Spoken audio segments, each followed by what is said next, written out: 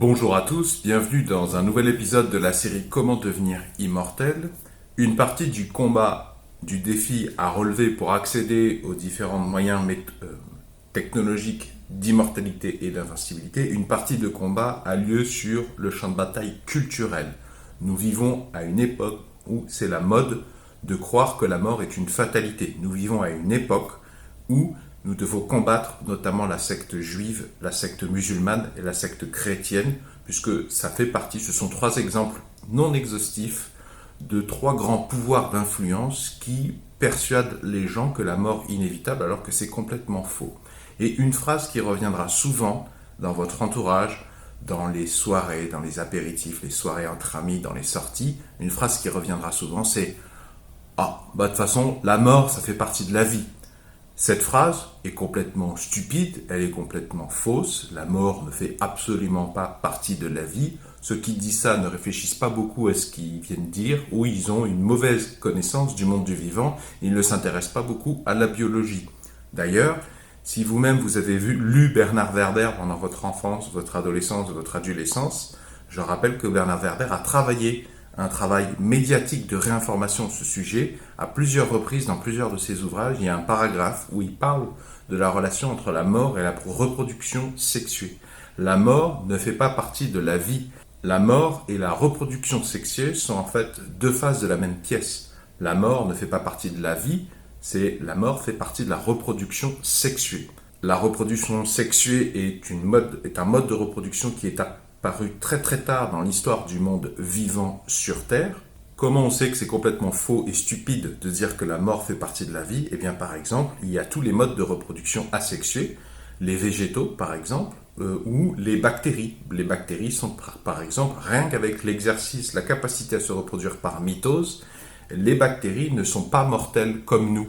On ne peut pas utiliser le même mot mort pour parler de nous et de parler des bactéries.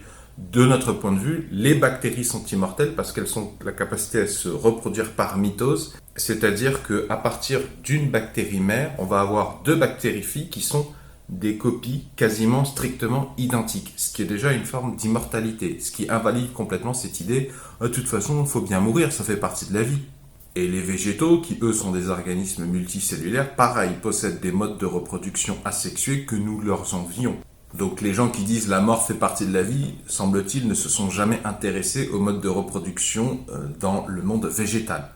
Donc, parmi les choses que vous pouvez faire, même si vous n'avez pas d'argent, c'est commencer un combat culturel, ne pas céder la place au judaïsme, à la secte juive, à la secte musulmane, à la secte chrétienne, dans vos cercles d'amis. Je sais que c'est pas facile, dans les soirées, dans les sorties, chaque fois qu'il y a quelqu'un qui dira quelque chose comme ça, lui rappeler que non, la mort ne fait absolument pas partie de la vie. Ce sont deux choses c'est pas des choses qui sont sur le même plan, pour les raisons que je viens de vous donner.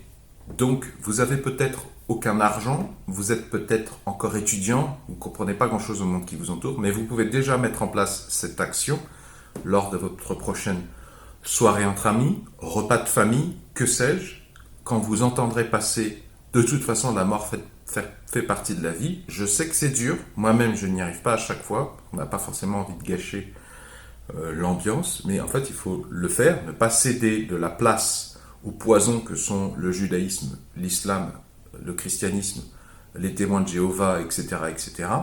Il faut prendre la parole pour dire non, c'est faux, dans le monde du vivant, la mort ne fait absolument pas partie de la vie pour les raisons que j'ai essayé de vous donner de manière les plus concises plus haut dans la vidéo. Et même j'irai plus loin, il faut bien comprendre que la mort sert les intérêts de nos gènes. Nos gènes, une fois que nous nous sommes reproduits, ça les arrange que nous mourions, puisqu'en fait ils se sont transmis à un, voire plusieurs individus, et maintenant, dans un contexte de ressources limitées localement, nos gènes dont nous sommes les locataires, c'est pas les gènes qui louent notre corps, c'est nous qui sommes les locataires de nos gènes, puisque c'est eux qui créent notre corps. Notre conscience, notre mémoire sont les locataires des gènes. Il faut commencer à comprendre que nous mourrons non pas parce que c'est inévitable, même pas à cause de l'oxydation, mais parce que ça arrange nos gènes. Nos gènes, une fois qu'ils se sont transmis, au moins en moitié dans chacun de nos descendants, ça les arrange que nous mourions. Peut-être pas tout de suite, le temps que nous protégeons, que nous transmettions de l'éducation, de l'instruction à notre progéniture, et encore, parce que nous sommes des animaux sociaux, même si nous mourrons, il y aura un oncle ou un voisin. Il y a des pouvoirs sociaux, certainement peut-être instrumentalisés par le pouvoir génétique, qui feront que notre progéniture sera protégée par d'autres individus, de même que si notre voisin meurt, nous protégerons directement ou indirectement sa progéniture également dans le fonctionnement des villes humaines à l'heure actuelle. Dans vos impôts, vous payez des sommes d'argent notamment pour des actions sociales et notamment s'occuper des orphelins.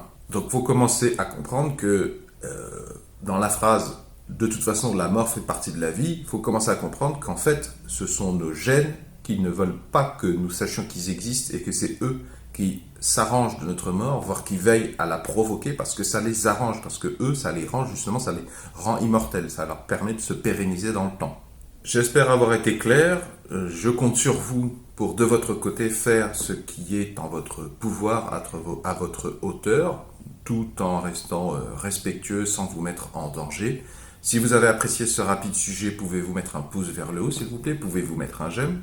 Si vous aussi ça vous intéresse de vous mobiliser pour ne pas mourir, parce que vous aussi vous considérez que c'est un droit fondamental encore plus important que la liberté de se déplacer, que de celui de ne pas mourir et de ne pas vieillir, eh bien je vous souhaite la bienvenue sur cette chaîne YouTube. Vont s'afficher à l'écran un rond et un rectangle. Le rond, je vous invite à cliquer dessus pour vous abonner à la présente chaîne YouTube. Quant au rectangle, si vous cliquez dessus, cela vous emmènera vers tous mes épisodes de la thématique Comment devenir immortel, si vous voulez prendre connaissance des autres idées, des autres arguments que j'ai déjà exposés pour celles et ceux qui veulent se battre.